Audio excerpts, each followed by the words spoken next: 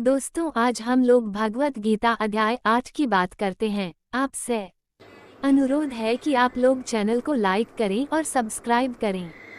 इस अध्याय में श्री कृष्ण ने कई महत्वपूर्ण अवधारणाओं और शब्दों का संक्षेप में वर्णन किया है, जिन्हें उपनिषद विस्तार से बताते हैं। वो ये भी बताते हैं कि मृत्यु के बाद आत्मा की मंजिल क्या तय करती है। उनका कहना है कि यदि हम मृत्यु के समय भगवान को याद करें तो हम उन्हें अवश्य प्राप्त कर सकते हैं। इसलिए हमें अपने दैनिक कार्य करने के साथ साथ सदैव ईश्वर चिंतन का अभ्यास भी करना चाहिए। हम उनके गुणों, विशेषताओं, सद्गुणों आदि के बारे में सोचकर ऐसा कर सकते हैं। भगवान के नाम का जाप करके उनका लगातार योग ध्यान करना भी एक अच्छा अभ्यास है। अनन्य भक्ति के माध्यम से जब हमारा मन पूरी तरह से उसमें लीन हो जाता है तो हम भौतिक आयाम से आध्यात्मिक क्षेत्र तक ऊपर उठ जाएंगे। फिर श्री कृष्ण भौतिक क्षेत्र में विभिन्न निवासों और सृष्टि के चक्र के बारे में बात करते हैं। वो आगे बताते हैं कि कैसे प्राणियों की भीड़ इन निवासों पर प्रकट होती है और विघटन के समय सब कुछ वापस उनमें समाहित हो जाता है। हालांकि ईश्वर का दिव्य निवास सृजन और विनाश के इस चक्र से अछूता है। जो लोग प्रकाश के मार्ग पर आगे बढ़ते हैं वे अंततः दिव्य निवास तक पहुंचते हैं और फिर कभी भौतिक संसार में नहीं लौटते हैं, जबकि वे गिरी हुई आत्माएं जो अंधकार के मार्ग पर चलती हैं, जन्म, बुढ़ापा, बीमारी और मृत्यु के चक्र में स्थानांतरित होती रहती हैं। अर्जुन ने कहा, हे परम भगवान, ब्रह्म क्या है, अध्यात्म क्या है और कर्म क्या है? अधिभूत किसे कहा जाता है और अधिदैव किसे कहा जाता है? शरीर में अधियज्ञ कौन है और वह अधियज्ञ कैसे है? हे कृष्ण, स्थिर मन वाले लोग मृत्यु के समय आपको कैसे पहचानेंगे? भगवान ने कहा, सर्वोच्च अविनाशी इकाई को ब्रह्म कहा जाता है। स्वयं का स्वरूप ही अध्यात्म कहलाता है। जीवित प्राणियों के भौतिक व्यक्तित्व और उसके विकास से संबंधित कार्यों को कर्म या सकौम गतिविधियां कहा जाता है। ही देहधारी सर्वश्रेष्ठ आत्माओं, वह भौतिक अभिव्यक्ति जो निरंतर बदलती रहती है, अधिभूत कहलाती है। ईश्वर का सार्वभौमिक रूप जो इस सृष्टि में दिव्य देवताओं का स्वामी है, अधिदैव कहलाता है। मैं, जो प्रत्येक जीवित प्राणी के हृदय में निवास करता हूँ।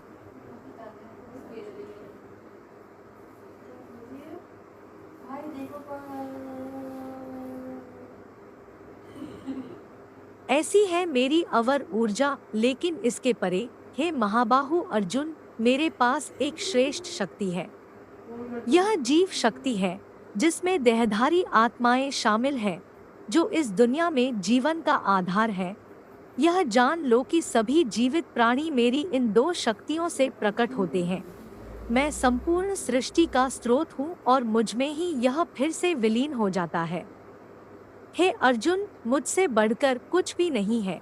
सब कुछ मुझ में ही स्थित है, जैसे धागे में बंधे मोती। हे कुंती पुत्र, मैं जल में स्वाद और सूर्य तथा चंद्रमा की कांति हूँ। मैं वैदिक मंत्रों में पवित्र शब्दांश ओम हूँ। मैं आकाश में ध्वनि हूँ और मनुष्यों में क्षमता हूँ। मैं पृथ्वी की पवित्र सुगंध और अग्नि में तेज हूँ। मैं सभी प्राणियों में जीवन शक्ति हूँ और तपस्वियों की तपस्या हूँ। हे अर्जुन, यह जान कि मैं सभी प्राणियों का सनातन बीज हूँ। मैं बुद्धिमानों की बुद्धि और तेजस्वी लोगों का तेज हूँ। हे भरत श्रेष्ठ, बलशाली व्यक्तियों में मैं इच्छा और जुनून से रहित उनकी शक्ति हूँ। मैं यौन क्रियाकलाप हूँ जो सद्गुणों या शास्त्रीय आदेशों के विपरीत नहीं है। भौतिक अस्तित्व की तीन अवस्थाएं, अच्छाई, जुनून और अज्ञान, मेरी ऊर्जा से प्रकट होती है। वे मुझ में हैं, लेकिन मैं उनसे परे हूँ। माया के तीन गुणों से मोहित होकर इस संसार में लोग मुझ अविनाशी और शाश्वत को जानने में असमर्थ है। मेरी दिव्य ऊर्जा माया, जिसमें प्रकृति के तीन गुण शामिल है, पर काबू पाना बहुत मुश्किल है, लेकिन जो मेरे प्रति समर्पण करते हैं वे इसे आसानी से पार कर जाते हैं। चार प्रकार के लोग मेरे प्रति समर्पण नहीं करते हैं।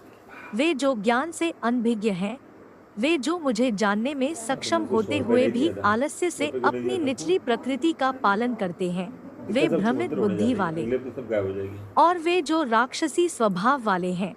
हे भरत श्रेष्ठ, 4 प्रकार के धर्मात्मा लोग मेरी भक्ति में लीन रहते हैं। दुखी, ज्ञान चाहने वाले, सांसारिक संपत्ति चाहने वाले और जो ज्ञान में स्थित है। इनमें से मैं उन्हें सर्वोच्च मानता हूँ जो ज्ञान पूर्वक मेरी पूजा करते हैं और दृढ़ता पूर्वक और विशेष रूप से मेरे प्रति समर्पित रहते हैं। मैं उन्हें बहुत प्रिय हूँ और वे मुझे बहुत प्रिय हैं। वे सभी जो मेरे प्रति समर्पित हैं वास्तव में महान है, परंतु जो ज्ञानी है, जो स्थिरचित्त है, जिनकी बुद्धिमा ब्रह्मा का एक दिन चारों युगों के 1000 चक्रों तक चलता है और उसकी रात भी उतनी ही अवधि तक चलती है। जो बुद्धिमान इसे जानते हैं वे दिन और रात की वास्तविकता को समझते हैं। ब्रह्मा के दिन के आगमन पर सभी जीवित प्राणी अव्यक्त स्रोत से उत्पन्न होते हैं और उसकी रात ढलने पर सभी देहधारी प्राणी फिर से अपने अव्यक्त स्रोत में विलीन हो जाते हैं। ब्रह्मा के दिन के आगमन के साथ अनेक प्राणी बार बार जन्म लेते हैं और ब्रह्मांडीय रात के आगमन पर पुनः अवशोषित हो जाते हैं ताकि अगले ब्रह्मांडीय दिन के आगमन पर स्वचालित रूप से फिर से प्रकट हो सके। इस व्यक्त और अव्यक्त सृष्टि से परे एक और अव्यक्त शाश्वत आयाम है। वो क्षेत्र तब भी समाप्त नहीं होता जब अन्य सभी ऐसा करते हैं। वो अव्यक्त आयाम सर्वोच्च लक्ष्य है और उस तक पहुंचने पर कोई भी इस नश्वर संसार में कभी नहीं लौटता है। वही मेरा परम धाम है। सर्वोच्च दिव्य व्यक्तित्व अस्तित्व में मौजूद सभी चीजों से बड़ा है। यद्यपि वो सर्वव्यापी है और सभी जीव उसमें स्थित हैं, फिर भी उसे केवल भक्ति के माध्यम से ही जाना जा सकता है। हे भरत श्रेष्ठ, अब मैं तुम्हें इस संसार से मुक्ति के विभिन्न मार्गों का वर्णन करूंगा, जिनमें से एक मुक्ति की ओर जाता है और दूसरा पुनर्जन्म की ओर जाता है। जो लोग परम ब्रह्म को जानते हैं और जो सूर्य के उत्तरायण के 6 महीने, चंद्रमा के शुक्ल पक्ष और दिन के उज्ज्वल भाग के दौरान इस दुनिया से प्रस्थान करते हैं, वे सर्वोच्च गंतव्य प्राप्त करते हैं।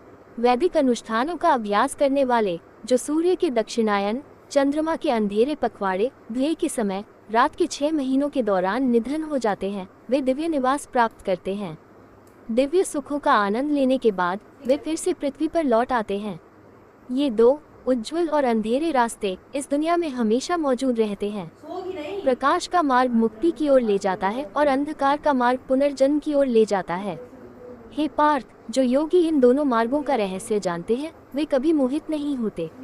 अतः सदैव योग में स्थित रहो। जो योगी इस रहस्य को जानते हैं उन्हें वैदिक अनुष्ठानों, वेदों के अध्ययन, यज्ञ, तपस्या और दान के फल से कहीं अधिक योग्यता प्राप्त होती है। ऐसे योगी परमधाम पहुँचते हैं।